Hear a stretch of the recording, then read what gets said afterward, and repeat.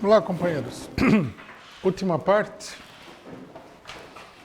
Bom, só uma explicaçãozinha.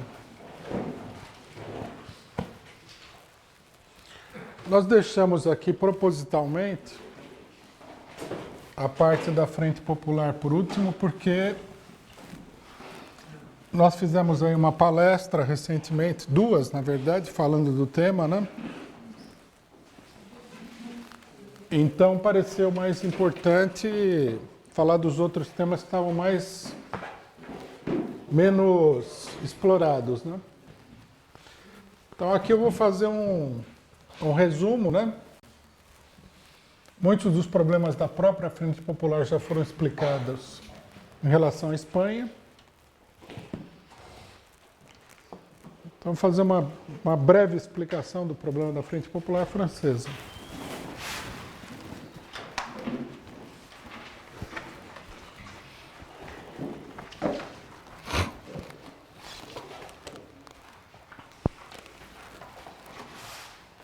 Bom, se a gente olhar o panorama político da década de 30 do século XX,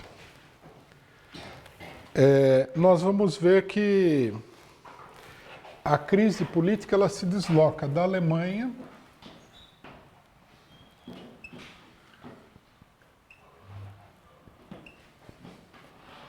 para a França. Quer dizer, o centro da situação política mundial se desloca da Alemanha para a França.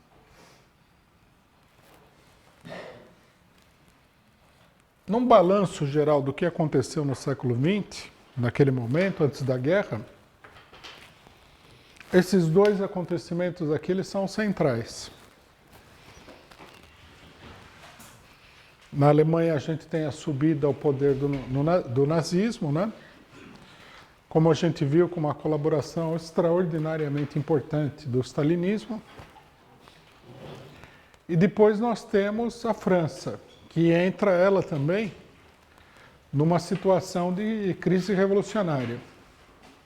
E onde também o stalinismo vai ter um papel de destaque no sentido do estrangulamento da Revolução Francesa, junto com a social-democracia, né? Bom, a França ela entra em crise, digamos assim, por último, né?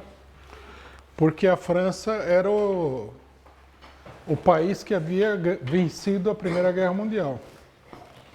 Então a situação econômica francesa era muito mais favorável do que a situação econômica alemã.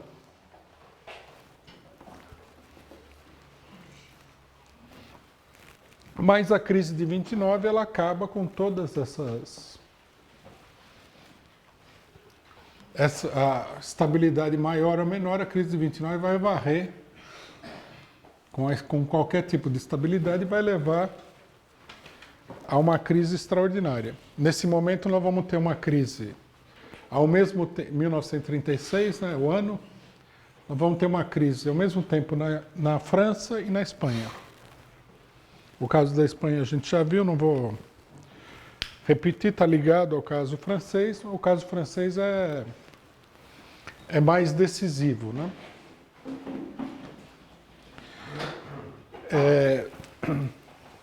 A partir de 1929, na França, nós temos o seguinte panorama político. De um lado, nós temos a mesma coisa que a gente viu em todos os países, um regime parlamentar que é sustentado por uma aliança entre a social-democracia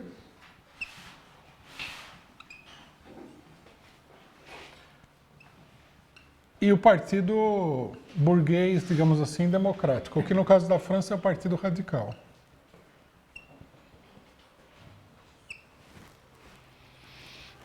A partir de um determinado momento, principalmente a partir da crise de 1923-24, forma-se uma aliança quase permanente entre o Partido Radical e o Partido Socialista Francês, que é conhecida como Cartel das Esquerdas. O cartel. O regime parlamentar ele vai entrando progressivamente numa crise, né? De 1918 em diante, depois da Segunda Guerra Mundial. A formação do cartel é um sintoma de crise, porque representa a necessidade da burguesia de incorporar os partidos representativos da classe operária ao governo, embora a social-democracia francesa não seja um partido operário como era a social-democracia alemã. Mas era um partido da esquerda, de setores operários, de setores sindicais e tudo mais. Né? Essa crise vai se aprofundando e adquire um caráter mais intenso a partir de 1929. Ao mesmo tempo, esse é outro aspecto da situação, como em todos os outros países europeus, a extrema-direita se organiza. A França, aí um pouco diferentemente da Itália e da Alemanha, tem várias organizações de extrema-direita importantes. Né? Uma organização é uma organização que vem do século XIX. A Ação Francesa.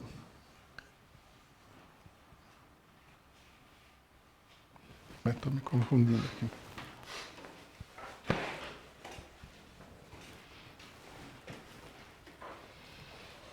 Você tem, por exemplo, a Ação Francesa,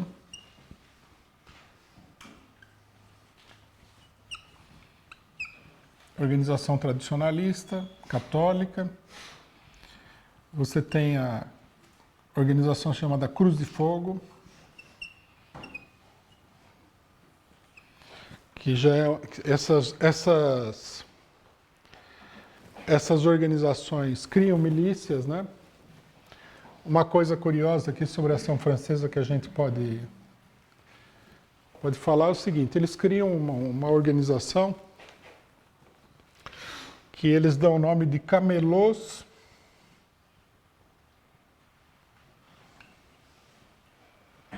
do Rei. A palavra camelot, que a gente usa muito, vem do francês, né? Com o mesmo significado. Aqui camelot é um vendedor ambulante de rua e tal. Na França, um vendedor, também é a mesma coisa, um comerciante de rua. Né? Se escreve de uma maneira mais chique.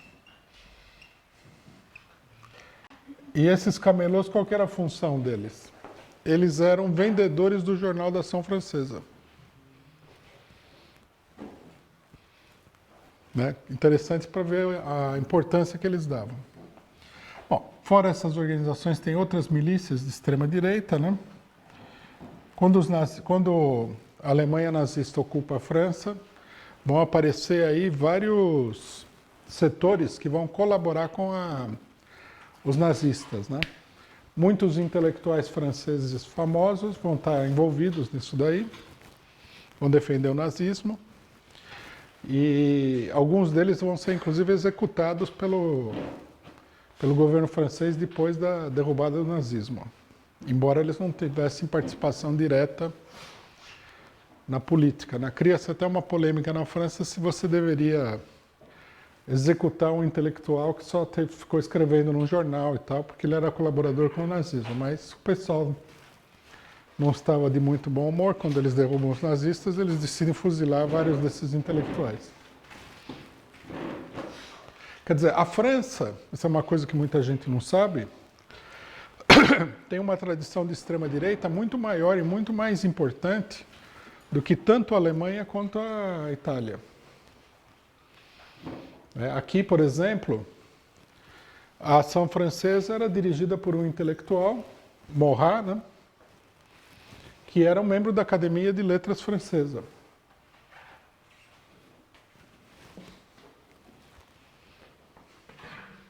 Há muitos intelectuais, escritores e tudo mais. França é o país dos escritores, né? País que tem, na história da literatura francesa, você tem pelo menos 10 vezes mais escritores importantes do que qualquer outro país do mundo, né? País da cultura e tudo mais. A partir da Revolução Francesa e depois, particularmente no século XIX, o país fica polarizado entre direita e esquerda e surgem as organizações de extrema-direita. Vários intelectuais, alguns católicos, outros sem filiação religiosa e tudo mais. E essas organizações, elas começam, logicamente, a crescer à medida que a crise se desenvolve. Aqui nós temos um acontecimento, né, que é o estopim de toda a crise. Os fascistas começam a tradicional campanha, né, antiparlamentar, contra os políticos, contra o Partido Socialista, contra o Partido Radical, principalmente os políticos liberais e de esquerda, em nome da corrupção. Aí eles são auxiliados por um escândalo de corrupção muito grande e muito verdadeiro, né? Que é o chamado caso Stavisky.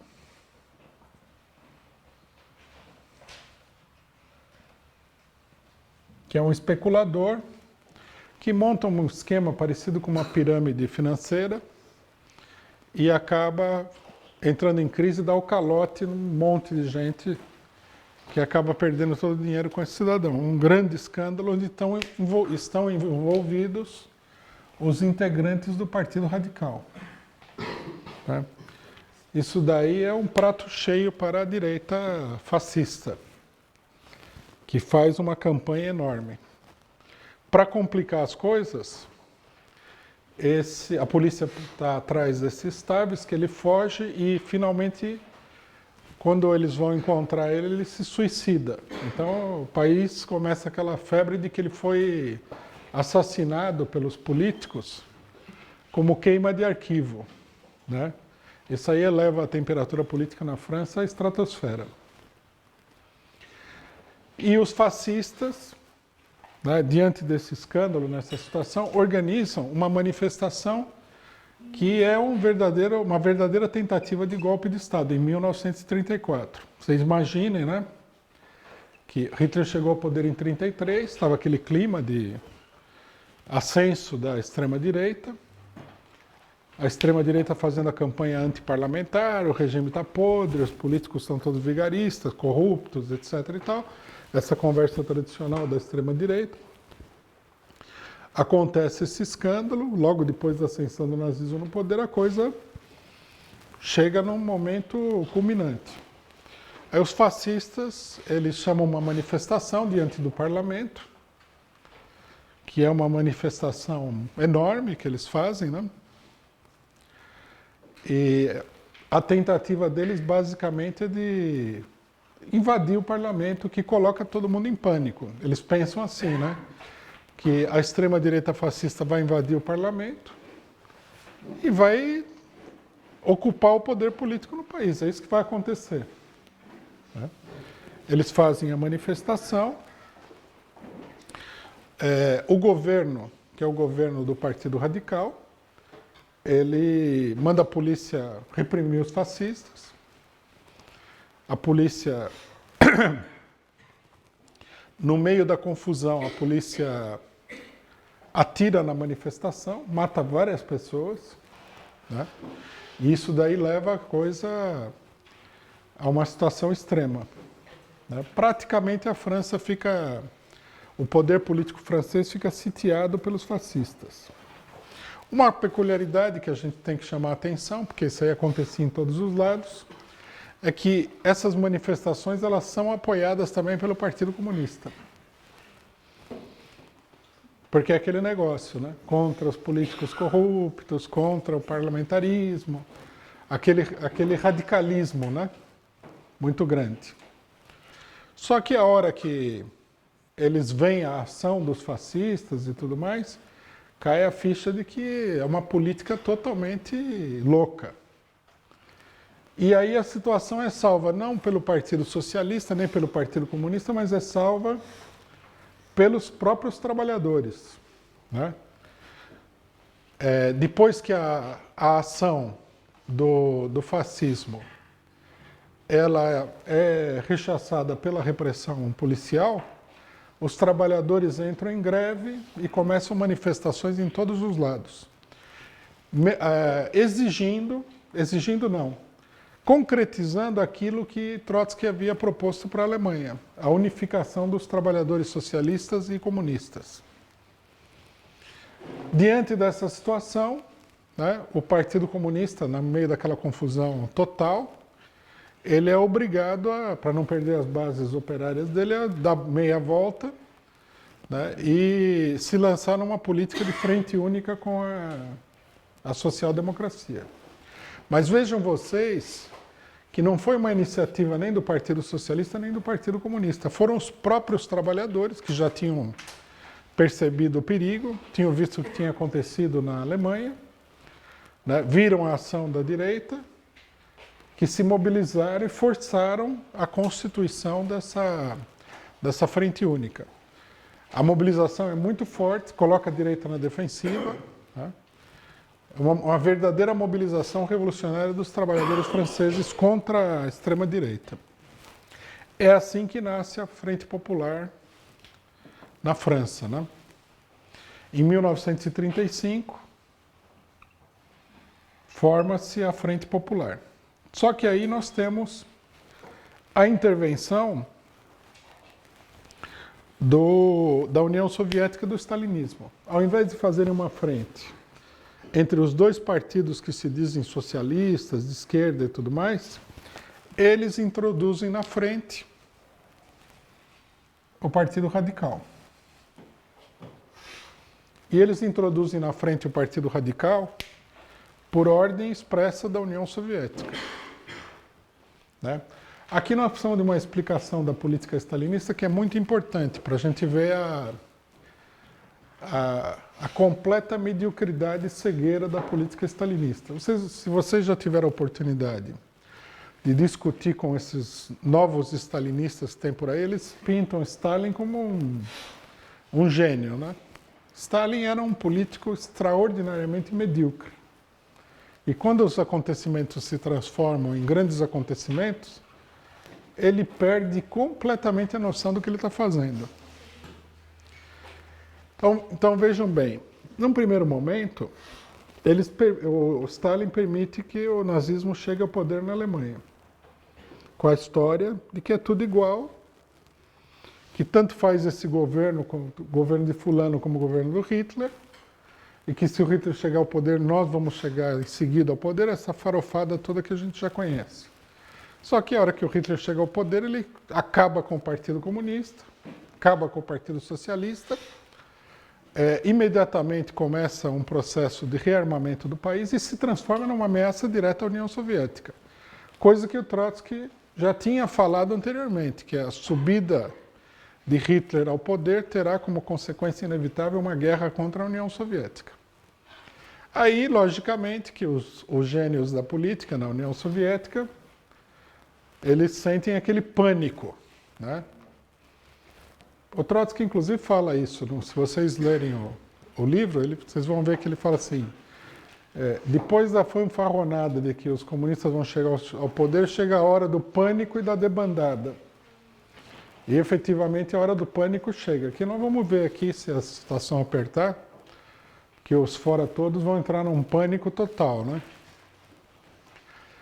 E aí o que ele faz? Ele, do alto da sua gloriosa inteligência, ele fala assim, quem é o inimigo principal da Alemanha?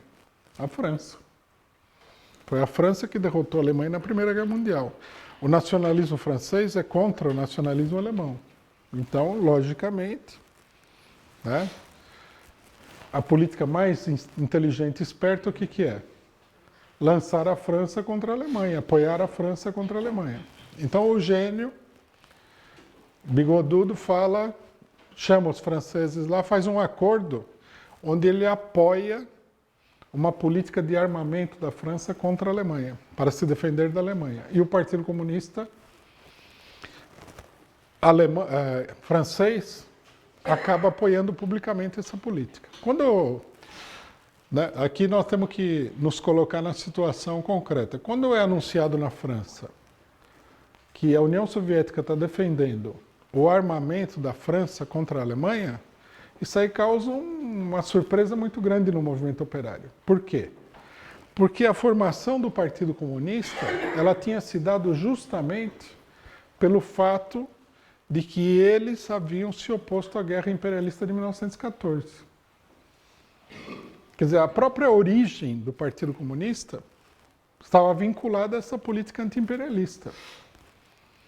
Os comunistas tinham defendido que eles não eram a favor da defesa da pátria. E agora aparecia a União Soviética defendendo para o Estado francês a defesa da pátria contra a Alemanha. Foi um choque total. Aí eles tiveram que fazer uma campanha para convencer o pessoal de que o nazismo era uma ameaça, que papapá tinha que apoiar o armamento da França. Uma política totalmente sem sentido, idiota, porque, logicamente, que o imperialismo, ele não é garantia nenhuma de que eles iriam derrotar o fascismo. A situação havia mudado, né? E você não podia se apoiar num imperialismo A contra o outro, porque você não sabe se esse conflito vai se desenvolver e nem mesmo se o conflito se desenvolver, que isso aí será favorável para você. O apoio ao imperialismo do seu próprio país contra o outro. E, de fato, né, um pouco depois a gente vai ver que a burguesia francesa capitula diante da ofensiva nazista, entrega o próprio país para os nazistas porque ela não consegue controlar o movimento operário francês. Então, uma política totalmente sem sentido. Mas essa política leva, né, a que o stalinismo apoie, transforme a tendência à unidade dos trabalhadores contra o fascismo numa frente com a burguesia imperialista francesa. Stalin, inclusive, orienta o Partido Comunista a colocar na cabeça da frente a ala direita do Partido Radical, que era a ala mais, como é que se diz? Anti-alemã de todas, mais nacionalista. Nesse momento, né, 1935, os trotskistas estão dentro do Partido Socialista e estão propondo a unidade do Partido Socialista com o Partido Comunista para combater o fascismo. Tem essa campanha que na França é muito mais forte do que na Alemanha, onde a presença do trotskismo era muito menor. Na França, os trotskistas dentro do Partido Socialista, eles já têm uma certa base de apoio, né? Eles entram no partido para constituir uma base de apoio própria e eles têm uma certa influência dentro do Partido Comunista Socialista, dentro do Partido Socialista francês. E eles denunciam essa política. Eles denunciam a Frente Popular e o que acontece? Eles acabam sendo expulsos do Partido Socialista francês, por se opor à aliança com a burguesia. Bom, forma-se a Frente Popular, e a Frente Popular cria uma situação em que a extrema-direita fica totalmente na defensiva. A Frente Popular Francesa, embora fosse um acordo eleitoral, ela não era uma mera ação parlamentar. Ela reúne todas as organizações sindicais, populares, etc. e tal, num amplo movimento que os trabalhadores, os ativistas entendem como sendo um movimento antifascista.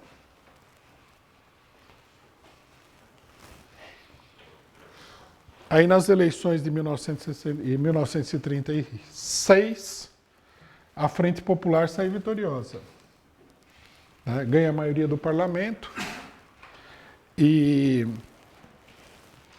é uma vitória extraordinária contra a extrema-direita. Esse fato, inclusive, né, da Frente Popular, bloqueou o desenvolvimento da extrema-direita francesa. E a base disso daí é justamente o desenvolvimento da luta revolucionária da classe operária na França. Não é uma ação de cima, mas é uma ação que vem de baixo, né? A importância dessa ação que vem de baixo a gente vai ver na sequência. Quando a Frente Popular é eleita, no que eles estão discutindo a formação do governo de Frente Popular, né? Em junho de 1936, a classe operária começa uma greve que vai ser a maior greve que a França já viu, uma das maiores que o mundo já viu até hoje. Os trabalhadores entram em greve, a greve começa em Paris, eles ocupam todas as fábricas em Paris e nos arredores. A greve se espalha pelo país inteiro, uma gigantesca greve com ocupação de fábricas, né? Nesse momento, pouco depois disso daí, Trotsky escreve um texto famoso analisando a situação, né? Onde ele diz o seguinte: a Revolução Francesa começou. E ele questiona, ele critica, né, a posição do Partido Comunista e tudo, que fala que não é uma revolução, é uma greve. Então ele fala, não, isso aí é uma bobagem, isso aqui não é uma greve, isso aqui é a greve. Essa greve é o começo da Revolução na França. O Partido Comunista, ele tem que se encaminhar para a tomada do poder. Só que o que acontece? Forma-se o governo, né, de Frente Popular. O governo de Frente Popular, sob pressão dos próprios capitalistas, procura um acordo, faz um acordo que concede aos trabalhadores aumento de salário, legalização das comissões de fábrica, algumas coisas, que diante da envergadura da greve é um acordo extraordinariamente medíocre, tá? E o Partido Socialista, no parlamento, propõe uma série de reformas sociais, a jornada de 40 horas, né? Férias pagas, etc. e tal, fim de semana livre e remunerado, várias reformas sociais importantíssimas. E com isso, depois de muito esforço, né, nas fábricas, depois de uma campanha aí que dura mais de um mês, eles conseguem acabar com a greve. Porque os trabalhadores, apesar de tudo que eles tinham acertado, também não querem acabar com a greve. Em algumas fábricas, eles chegam com um acordo salarial, os trabalhadores olham e falam assim, mas eles deram isso aqui, então vamos pedir mais. E aumentam as reivindicações. Porque não é uma greve comum, realmente, né? Uma coisa muito interessante que os trotskistas analisam na época sobre essa greve é o seguinte, que o movimento operário estava numa espécie de refluxo, o movimento sindical. As greves por fábrica, elas estavam muito dificultadas, tinha desemprego, tinha crise econômica e tudo mais. Mas que, ao mesmo tempo que eles tinham dificuldade de fazer greves isoladas, a greve geral, com características mais políticas, que unificava todos os trabalhadores, aparecia como uma possibilidade diante da crise social e política do país. O que é muito interessante porque tem a ver com a situação brasileira, né? Se a gente olhar, nós temos um paralelismo muito grande. Se você for fazer greves isoladas nesse momento, é difícil, porque tem desemprego, há uma enorme pressão em todos os lugares, né? Agora, uma luta geral política, apesar de parecer mais difícil, seria nessa situação mais fácil do que a luta por setor. Muita gente fala, né, que tem que fazer uma greve, todo mundo fala em greve geral porque é o mito da greve geral. Então, a maior parte dos setores acha que para fazer a greve geral você deveria começar nos locais de trabalho com pequenas reivindicações até generalizar a greve. Esse é o caminho, evidentemente, mais difícil. Você tem empresas que estão fechando, desemprego em alta, isso dificulta que você tenha uma onda de greves que vai se generalizando e se unifica numa greve geral contra o Estado. É mais fácil ir diretamente à greve geral, por exemplo, denunciando o golpe, né, e a política do governo golpista, do que começar fábrica por fábrica, que foi o que aconteceu na França. Na França, a greve geral aconteceu, apesar de que os trabalhadores não estavam numa política que levasse a greves parciais, né? A greve é o resultado da luta contra o fascismo, é o resultado da vitória da Frente Popular, né, que unifica os trabalhadores diante da crise. Aí o que acontece? O Partido Socialista e o Partido Comunista, eles praticamente abortam a tendência revolucionária com uma pauta de reivindicações e conquistas econômicas parciais. Com o que o stalinismo, né, e a social-democracia também, eles dão a contribuição final para que o mundo mergulhe no que vai acontecer na sequência, que é a derrota da Revolução Espanhola, uma espécie de último capítulo da onda revolucionária, e, na sequência, a Segunda Guerra Mundial, onde o nazismo vai ocupar toda a Europa. Né? O fascismo vai dominar a Europa de ponta a ponta. Na própria França, os governos que se sucedem, eles vão acabar com todas essas reformas sociais, com exceção das férias pagas. O que mostra também que aquilo que o programa de transição fala, numa época de crise como essa, a burguesia retira com a mão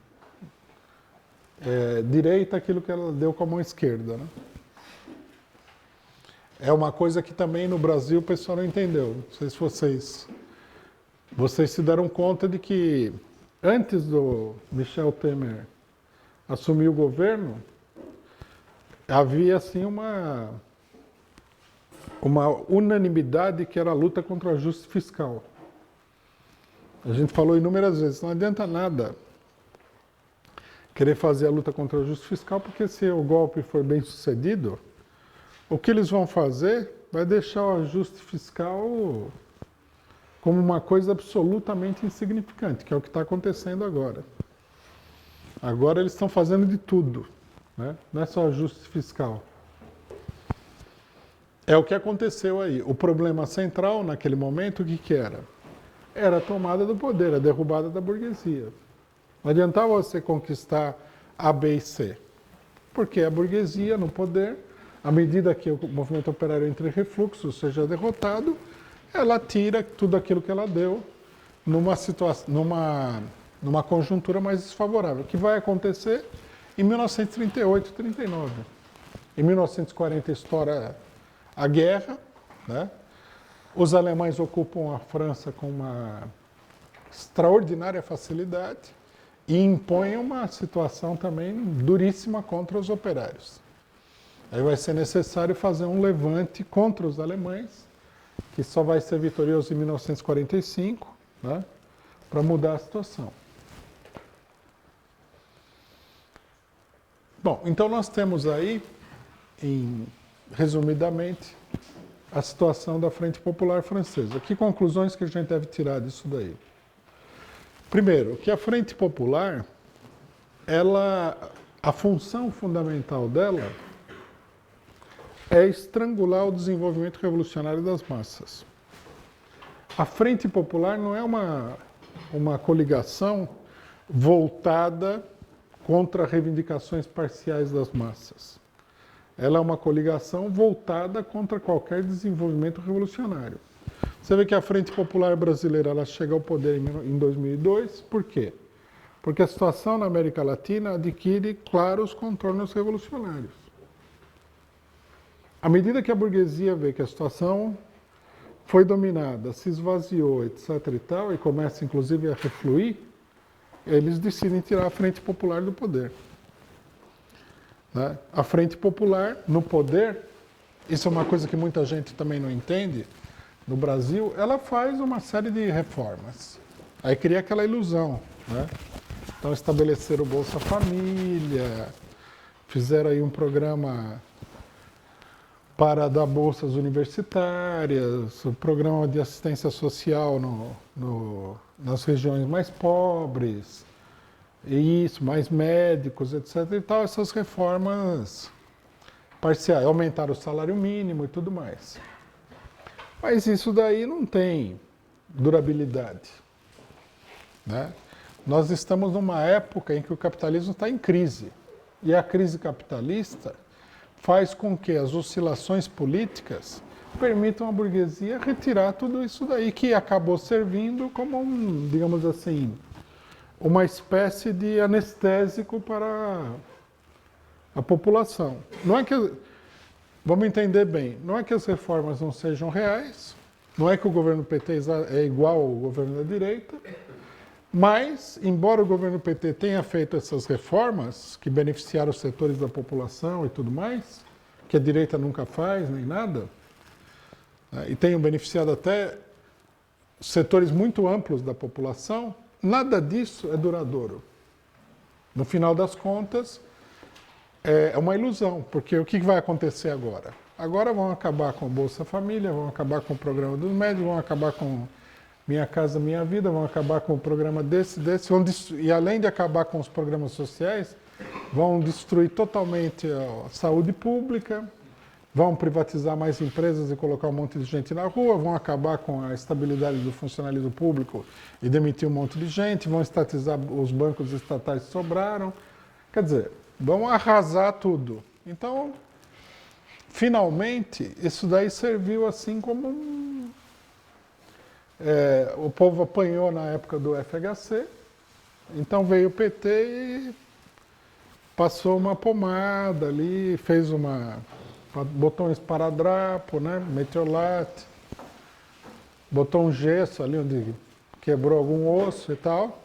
O cara se recuperou, a hora que ele pensa que ele está indo para frente, vem o outro e ele apanha mais ainda, né? No final das contas, independentemente das intenções e tudo mais, esse que é o significado. Daí a necessidade da revolução. Daí a completa ineficácia, né, a esterilidade da política de reformas enquanto reformas. A esquerda brasileira, ela tem uma análise bem diferente dessa daqui. Eles acham assim, que o PT não fez reforma nenhuma, não beneficiou ninguém, né? E que, portanto, o PT é igual ao FHC. Isso é absurdo, porque nenhum trabalhador, as 50 milhões de pessoas que foram beneficiadas pelo Bolsa Família não vai acreditar nisso. O cidadão que ganhou uma bolsa de estudos para entrar na universidade, que não tinha condição de entrar na universidade, não vai acreditar nisso daí. Porque não é real, né? Agora, é possível explicar à classe trabalhadora que essas reformas, mesmo que você fizesse reformas ainda mais importantes, elas não se sustentam, elas não são duradouras. O capitalismo em si, né, ao regime supostamente democrático, ele não pode dar sustentação a uma política reformista, né? A época em que o capitalismo podia conviver com essas reformas passou, né? O que os capitalistas querem hoje, isso daí é uma coisa muito óbvia, é acabar com tudo que a classe operária conquistou depois de 1917. As pessoas não entenderam ainda onde é que os capitalistas querem chegar. Eles querem chegar na seguinte situação: acabar com todo tipo de proteção legal aos trabalhadores, Essas declarações das 80 horas, elas não são gratuitas. A burguesia, o plano é não deixar uma única garantia legal para o trabalho. Você tem que virar uma espécie de escravo.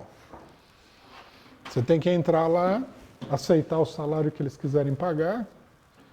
Se os patrões definirem que você não vai ter fim de semana, você não vai ter fim de semana. Se eles definirem que você não vai ter férias, você não vai ter férias, nem nada.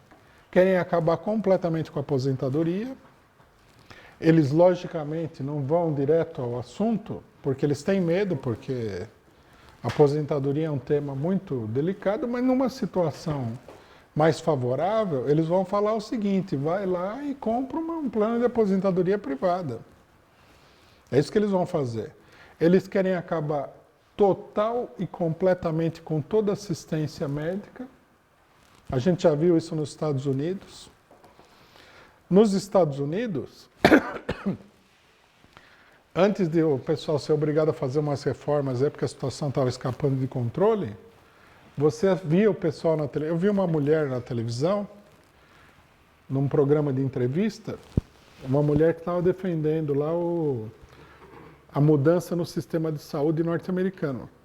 A mulher começou a falar do sistema de saúde norte-americano e começou a chorar na televisão. Porque uma parte expressiva da população ficou sem nenhuma possibilidade de ser atendida em lugar nenhum. Não tinha sistema de saúde pública, você tinha que pagar, o povo não tinha dinheiro, ficava reduzido à situação de indigente. Em alguns lugares, o pessoal abriu uma clínica lá, né, uns bem intencionados que sofrem com a desgraça alheia, abriu uma clínica lá, médicos voluntários, pedia contribuição para ter remédio, porque uma parte da população não tinha. Você ficava doente e você ficava sem nada. Essa é a ideia. Né? Educação pública, eles querem o fim da educação pública. O fim. E assim por diante. Então nós temos que entender esse problema. A lição de 1936 é essa, em última instância. Você tem que olhar a coisa de um ponto de vista político geral. Né? Quando a classe operária se levanta, não adianta nada aumentar o salário.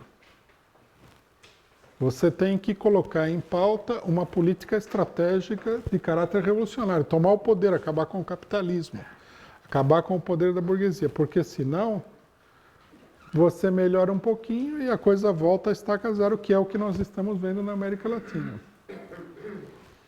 Na Argentina, o governo que subiu aí, né, que é um governo golpista igual ao do Brasil, ele está desfazendo tudo que foi feito pelo governo anterior. Tudo. Já a situação dos argentinos vai estar uma situação insustentável. A burguesia sabe que se você acabar com a saúde pública, acabar com a educação pública, atacar de uma maneira tão profunda a população, vai haver uma revolta. Então, qual que é a ideia deles? Vamos anular os partidos de esquerda, as organizações sindicais e tudo mais. E aí você controla o resto do pessoal, porque eles não têm organização, tá certo? Mesmo que o pessoal se revolte aí, você vai lá e controla. Mete bala no pessoal, dá pancada em todo mundo e controla a situação. E depois você encontra um equilíbrio em que o cara possa viver precariamente, mas fique lá com essa situação. Por isso que surge em todos os lugares uma gigantesca campanha orquestrada, organizada e tal, que foi planejada para enfrentar essa situação. A crise capitalista não melhora. A gente viu com o que aconteceu na Inglaterra, a crise da União Europeia. Eles podem contornar essa crise ou não, não sei. Também não é decisivo, mas que a coisa está indo ladeira abaixo, está indo ladeira abaixo. Então, o problema é esse daí. O problema é o seguinte, a Frente Popular, as organizações de esquerda, digamos assim, democráticas, tipo PT, eles procuram apresentar uma solução dentro de um sistema capitalista mais humano, que seria o sistema eleitoral, democrático, onde você pode fazer algumas reformas e tudo mais. Isso não é que não existe, mas é uma coisa que não tem sustentação nenhuma para permanecer. Aparece apenas como um analgésico. Por isso que o que está colocado aqui, o que é? Não é o estabelecimento da democracia, mas é a luta pelo poder da classe operária, pela revolução proletária, pelo governo operário e pelo socialismo. Bom, vamos às perguntas, companheiros?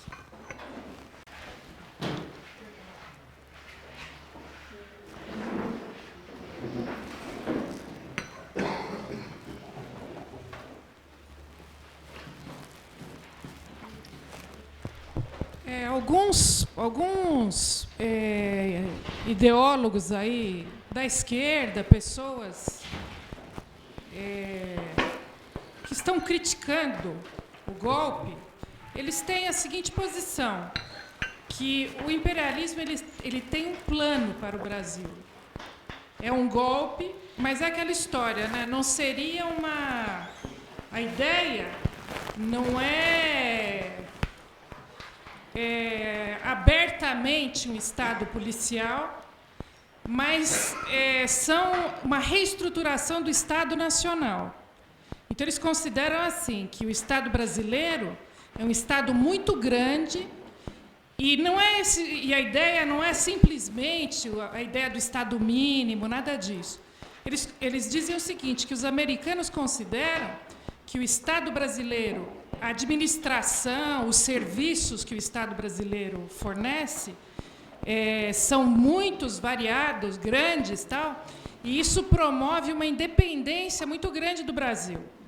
Então, o Brasil tem vários setores de pesquisa técnica importantes, tem um financiamento para pesquisa universitária relativamente grande, os serviços bancários, saúde, essa coisa toda, pelo tamanho, pelos recursos envolvidos, eles promovem uma independência brasileira dos Estados Unidos, das potências em geral, mas vários falam que é uma análise particularmente dos Estados americanos, particularmente dos Estados Unidos. Então, eles dizem que o ataque ao PT e a proposta que eles têm agora visa diminuir substancialmente isso para que o Brasil fique completamente dependente de uma administração americana, de serviços americanos. Então, eles dão vários dados, por exemplo, a Emater, essa FAPESP em São Paulo, que financia estudos, essa coisa, mas eles dão o quadro nacional. Então, o ângulo deles é o seguinte: não não faz parte de um projeto internacional da direita, de um plano geral capitalista de ataque, em regra, aos trabalhadores, mas é uma reformulação das bases de exploração do Estado Nacional Brasileiro e dos trabalhadores também. Essa declaração do cara da CNI dos 80 horas, inclusive vários deles dizem assim, que essas 80 horas são balão de ensaio, porque todo mundo sabe que não dá para trabalhar 80.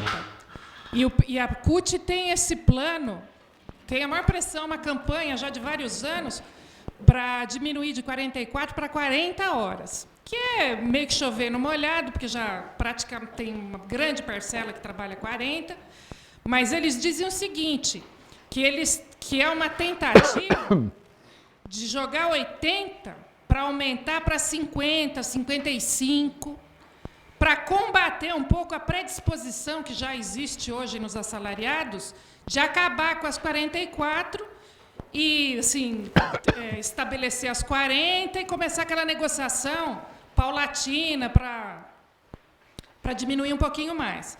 Então, a ideia deles é que não é um ataque, assim, de tipo ditatorial, mas é uma reformulação da mão de obra, do acordo com os trabalhadores brasileiros. E é um ataque para que o Estado Nacional não tenha mais o fornecimento de serviços que existe, para que seja dependente dos americanos mesmo.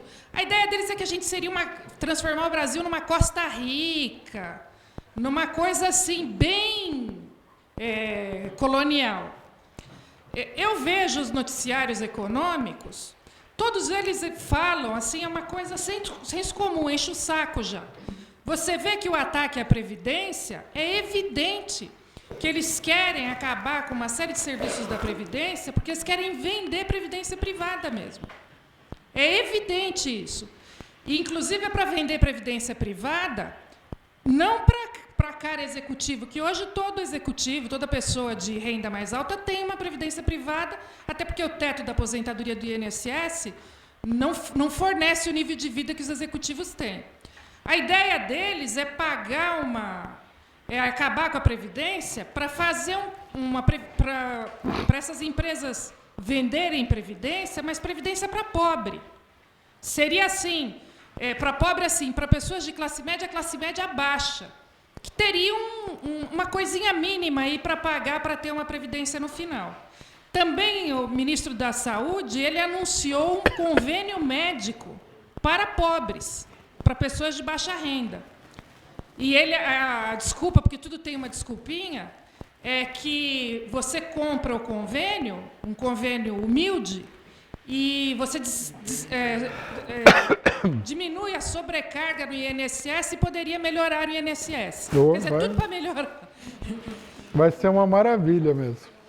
Então, a linha deles é que... Porque o PT ele faz mesmo uma ideologia reinante. Eles pegam essas informações, coisas que você vê que os capitalistas estão fazendo, e eles rebaixam isso a uma discussão sem propostas que não levem em consideração esse problema da direita. Parece que é tudo uma negociação comercial, que não tem por trás um ataque político de tipo ditatorial mesmo, que não tem o fechamento do regime. Essas grandes questões que o curso tratou, eles não, na atividade política deles, elas não existem.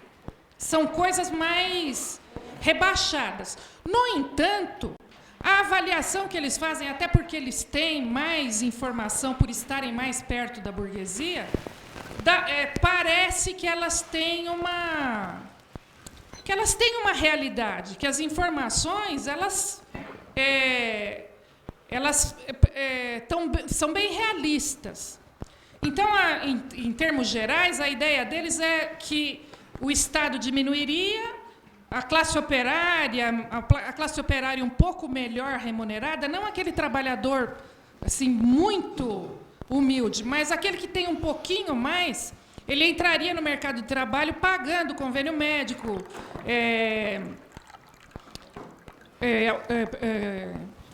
aposentadoria, essa coisa toda.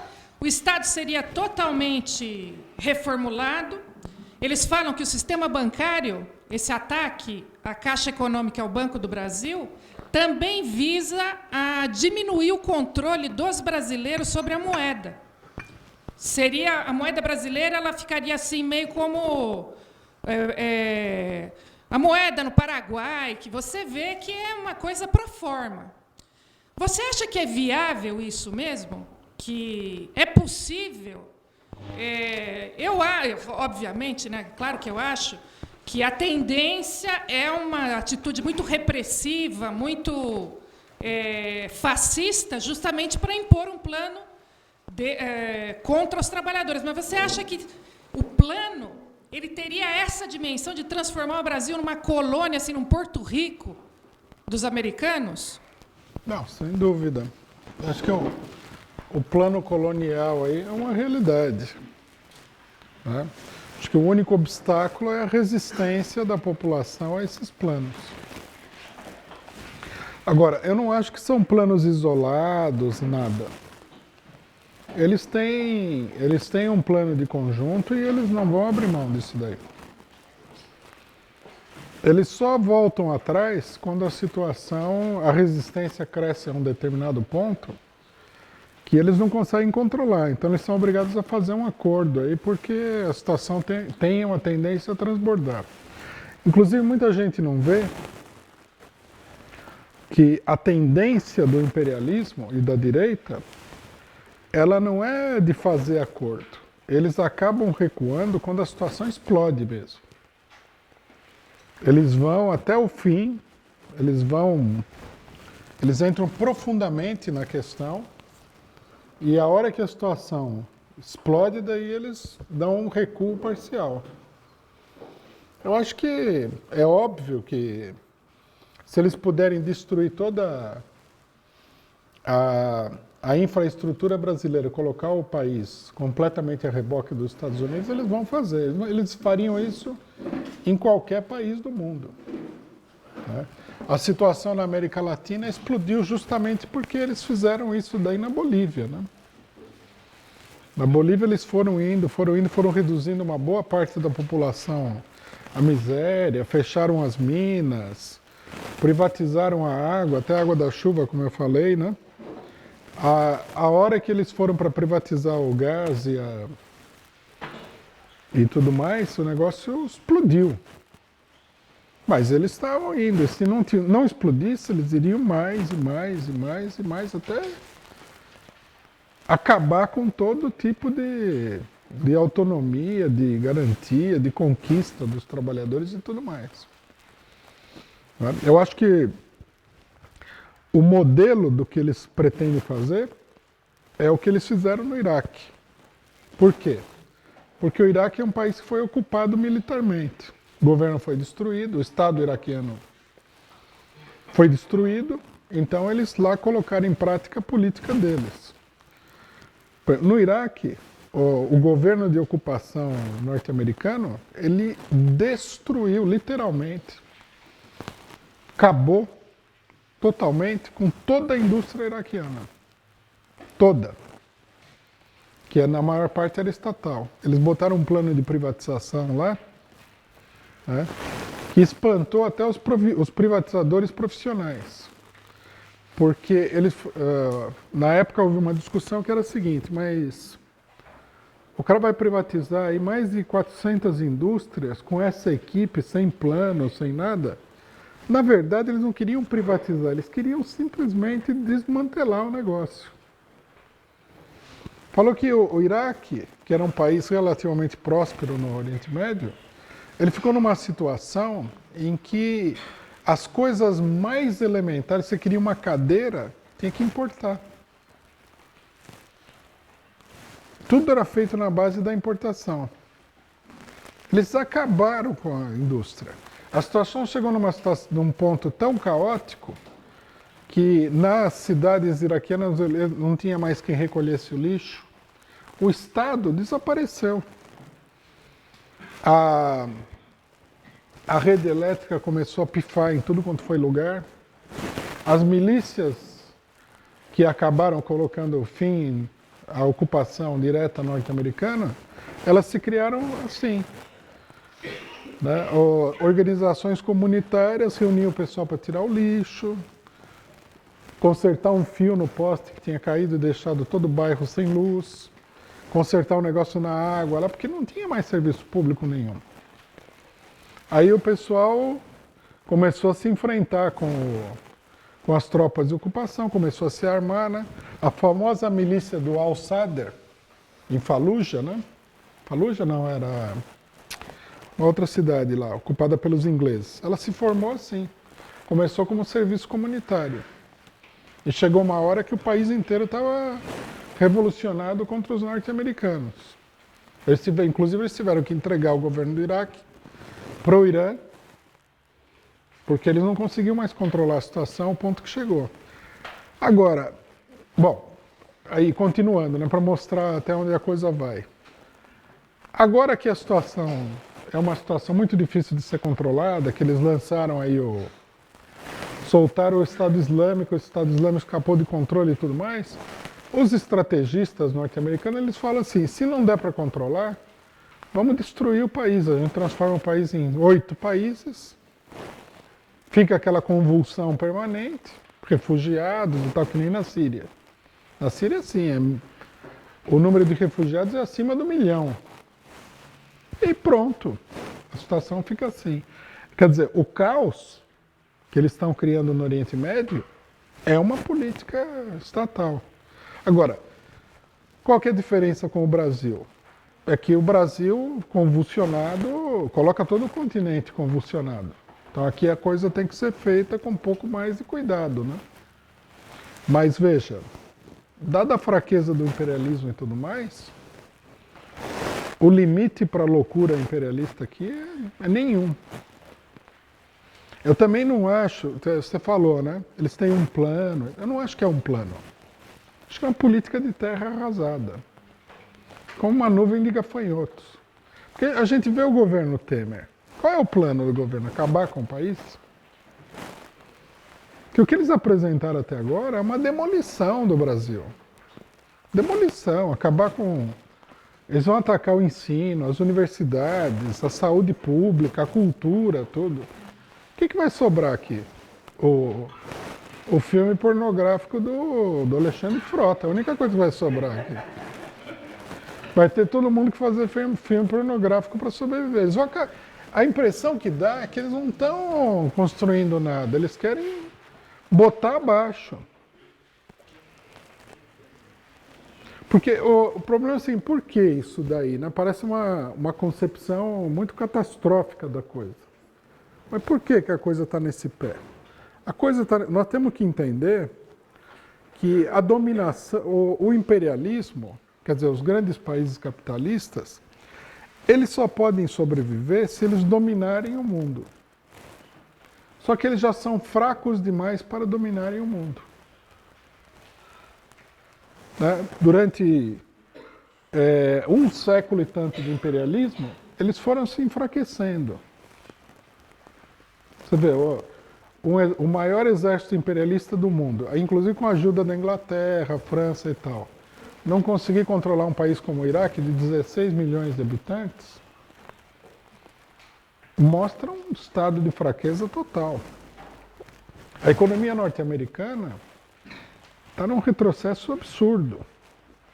Nesses últimos 20 anos, cidades industriais inteiras desapareceram do mapa. Detroit, que era a capital do automóvel, assim, com um monte de operários, é uma sucata hoje em dia. Na Inglaterra, a situação é tão dramática que os bancos falaram que se concretiza o negócio da saída da União Europeia, eles vão pegar a matriz e levar para a França, para a Alemanha, para a Espanha, e vão abandonar o país. A indústria inglesa é totalmente sucateada. A briga que o governo socialista comprou com a classe operária francesa é uma coisa desesperada.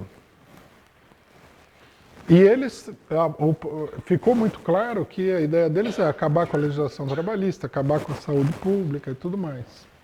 São países que estão numa decadência profunda. Agora, se o país está numa decadência profunda, qual é o plano para o Brasil? Se eles estão sucateando a própria Inglaterra, veja bem, Inglaterra era um país com um nível de vida extraordinariamente grande. Hoje em dia, a prefeitura de Londres tem que distribuir comida para a população de Londres. Vocês imaginaram isso daí? Na Suécia, a mão de obra local foi substituída por mão de obra estrangeira, de imigrantes. E o nível de vida, o famoso nível de vida sueco, esses imigrantes aí, não tem a menor participação nisso. Tem revoltas lá que o pessoal queima o bairro inteiro.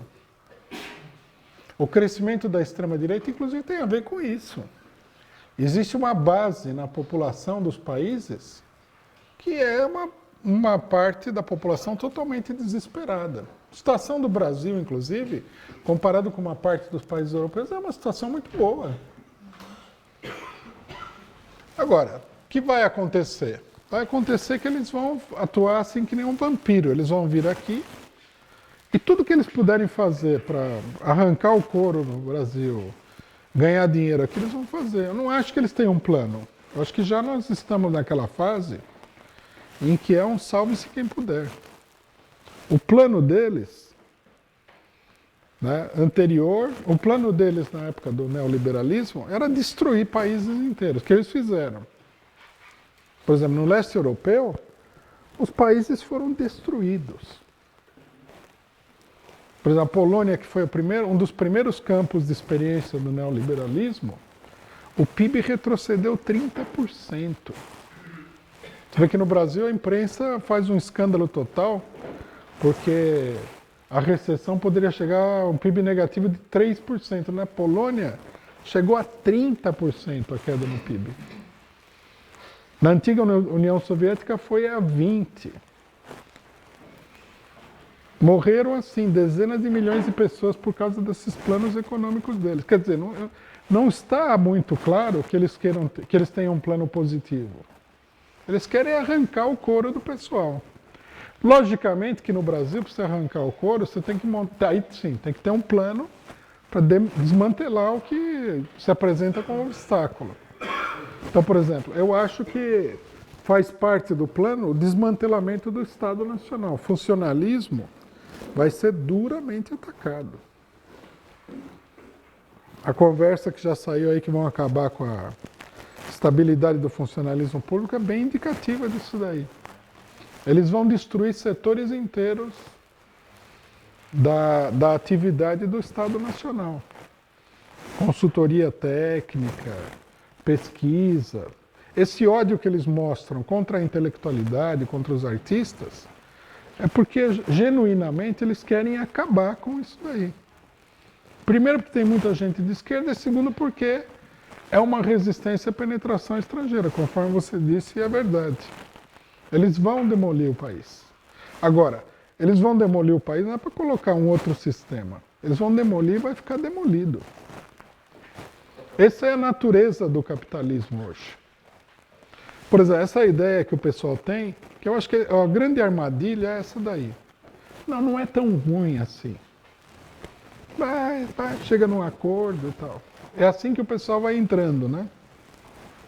Por isso que a experiência que foi mostrada aqui do fascismo é importante. Chegou no governo, mas também vamos ver se... Aí o cara vai e come um, come outro. Quando você vê, não sobrou nada. Por isso também que a avaliação do nosso partido não é que o golpe é um golpe de pequena envergadura. Eles não vão querer voltar na situação anterior. Você imagina um pessoal que está com um plano dessa envergadura, se eles vão querer abrir a possibilidade de que a esquerda ganhe o governo de novo? De jeito nenhum. Claro que o golpe não é uma aparência. Lógico, como todo mundo está aí há muito tempo nesse oportunismo eleitoral, vai demorar para a ficha cair, né? A hora que começar a doer, para ver que o cara começar a gritar, aí ele vai falar, nossa, já estou gritando, quer dizer, não era tão ameno quanto eu pensava. Agora, eu não estou vendo, pelo tratamento que eles estão dando à população norte-americana, que é a população deles, né? Porque veja bem, o capital norte-americano está dentro dos Estados Unidos. Eles são de lá. É a base de operação deles. Nos Estados Unidos, o nível de miséria já chegou a atingir assim 60 milhões de pessoas. É um índice enorme de miséria num país mais rico do mundo. E eles continuam demolindo o país, eles não querem saber. Né? Tem toda essa gritaria contra a imigração, mas todo dia entra uma leva de pessoas lá e os salários caem ali, caem acolá, eles destroem a educação pública, a saúde, papapá. Então, nós devemos pensar assim, se eles estão fazendo isso em casa, o que eles vão fazer aqui que eles consideram que é onde deságua o esgoto da casa deles? Porque para eles, nós somos assim, que nem os ratos e as baratas que vivem no esgoto. Eles defecam lá em casa, na privada, e é a gente que cai na nossa cabeça aqui. Se eles estão tratando a casa desse jeito, imagina como eles vão tratar o esgoto. Isso tem que pensar nisso daí. E sempre lembrar o seguinte, que esse negócio de que os capitalistas são democráticos, humanos e tal, isso é uma idiotice total. Esses são os fascistas, são os vampiros, eles não têm amor a ninguém. Né? Você vê, nos Estados Unidos estão matando. A situação nos Estados Unidos chegou num ponto de gravidade que agora a polícia norte-americana é que nem a PM brasileira. Todo dia morre um negro lá. Já não. Aquele negócio da democracia.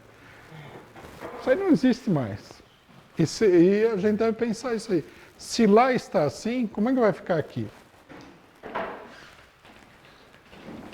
Eu acho, inclusive para completar o panorama, eu acho o seguinte, eu acho que quando a burguesia brasileira, os banqueiros e a burguesia estrangeira, principalmente norte-americana, eles olham para o Brasil, eles ficam horrorizados. E falam, isso aqui é uma coisa monstruosa. Os caras ainda têm sistema de saúde pública aqui, pô. Tem lei de salário mínimo. Eles devem olhar e falar assim, é um horror, isso aqui é uma coisa obscena no mundo. Eles olham lá e assim, não sei quantos milhões de funcionários públicos, o cara pensa assim, por que já não jogaram as pessoas na rua? Olha a quantidade de universidade pública que tem nesse país. Universidade Federal do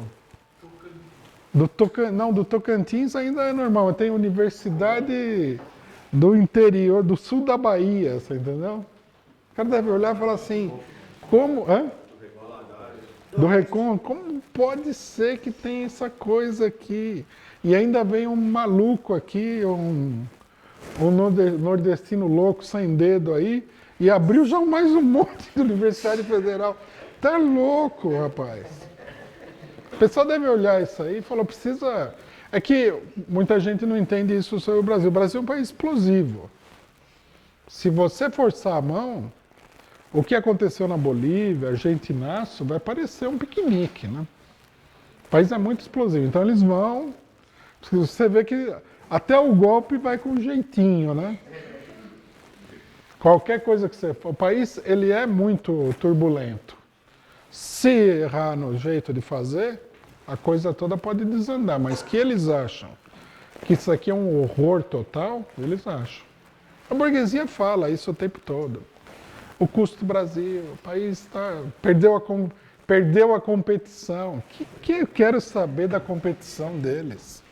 Vai competir com a vossa, entendeu? O negócio é o salário. Se aumentar o salário vai perder a competição, perde, pô. Que me interessa? Aliás, a gente devia estatizar essa empresa, que é para o cara não poder ficar mais enchendo o meu saco com a competição. Competitividade. Competitividade, exatamente. Competitividade, custo do Brasil. E o povo só olhando feio, né? Eu acho que muita gente pode pensar, né? Ouvindo a gente falar assim, que isso tudo é um exagero. Eu acho que não, eu acho que a gente nem descreve adequadamente o tamanho do horror que eles têm, que eles prepararam para o mundo. Esse problema da informação, da discussão, da formação política é importante, porque eu acho que a maior parte da esquerda, não só no Brasil como internacional, não tem ideia do que eles fizeram nessa época neoliberal. Não faz uma ideia nem remota do que eles fizeram. Porque a imprensa esconde tudo. Por exemplo, alguém aqui conhece o dado de que a população da Rússia diminuiu depois da queda da União Soviética, por causa dos suicídios e das mortes por uso de droga? A população diminuiu.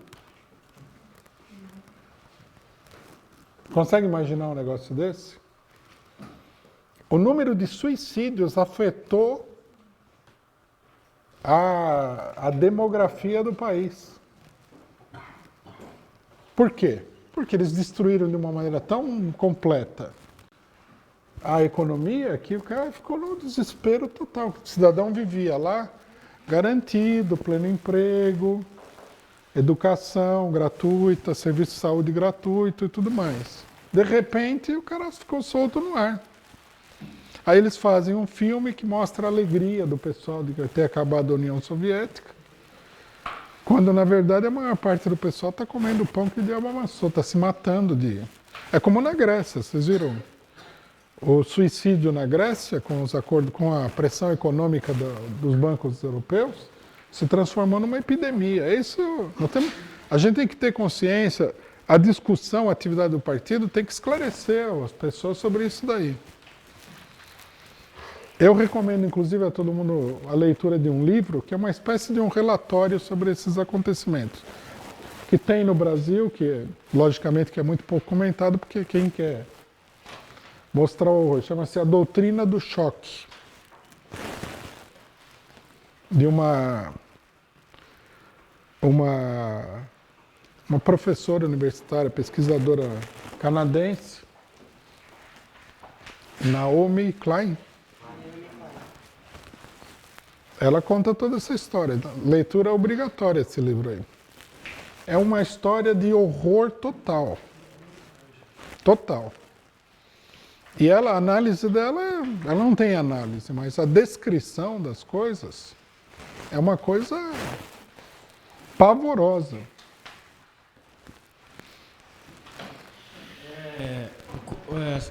Fica claro aí pelo acampamento que a gente fez do curso, de que a nossa análise sobre o golpe está tudo a ver com essas três histórias, né? Itália, França e Alemanha.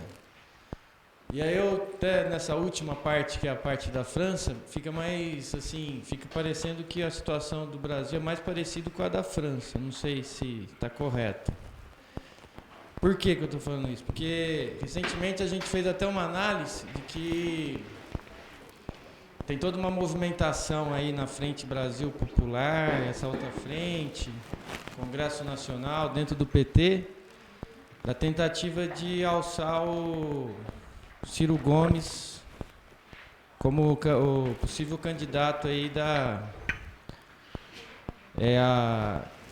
É claro, tem a gestação da extrema-direita, do fascismo, mas tem, por outro lado, também a movimentação de que o golpe, que nem se falou, como é no Brasil, o negócio vai sendo feito de acordo com os acontecimentos, e aí o negócio vai saindo do controle e, ao mesmo tempo, a gente vê a mobilização nas ruas, a mobilização, teve uma mobilização gigantesca na Paulista, 500 mil pessoas, mais ou menos, e depois o negócio refluiu, né? E a gente até analisou, falou, o pessoal ficou até assustado pela quantidade de gente que foi. E era uma crescente.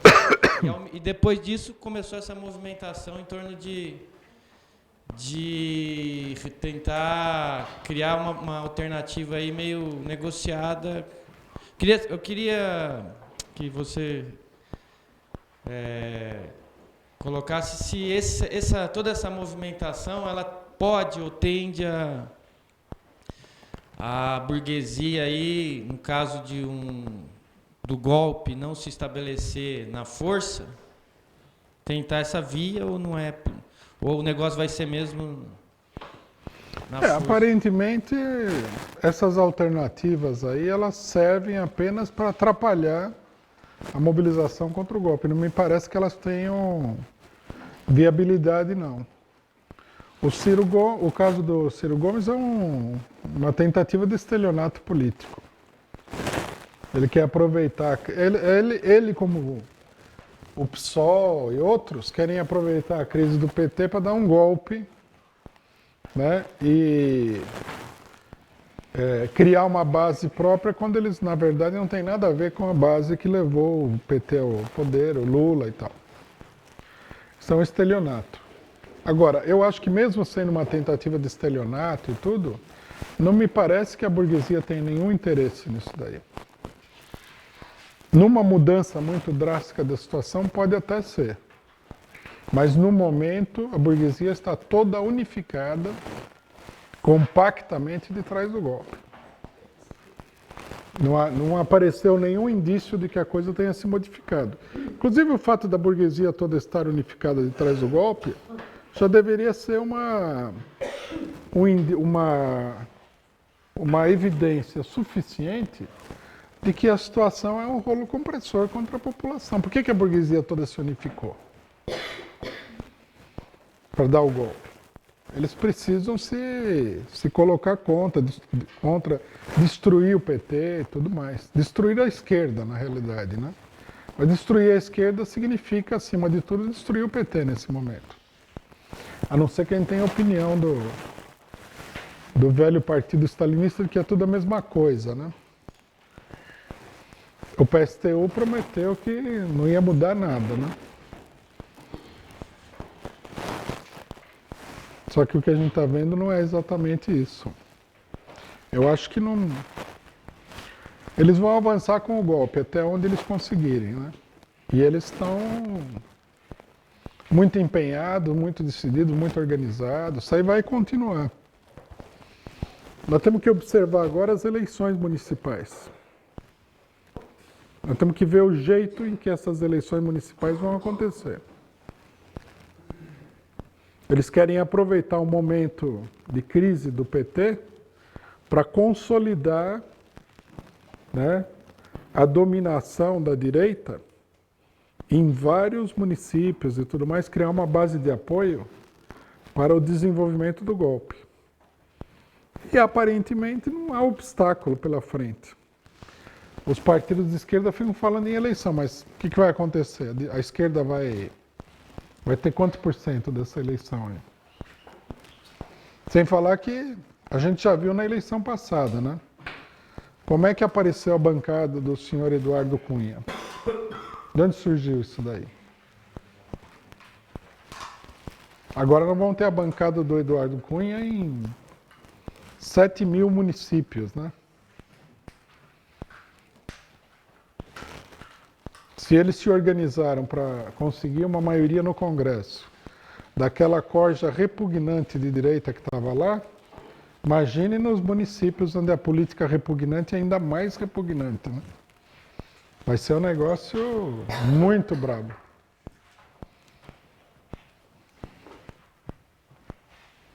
Fala. Parece que a burguesia está reagindo às manifestações sociais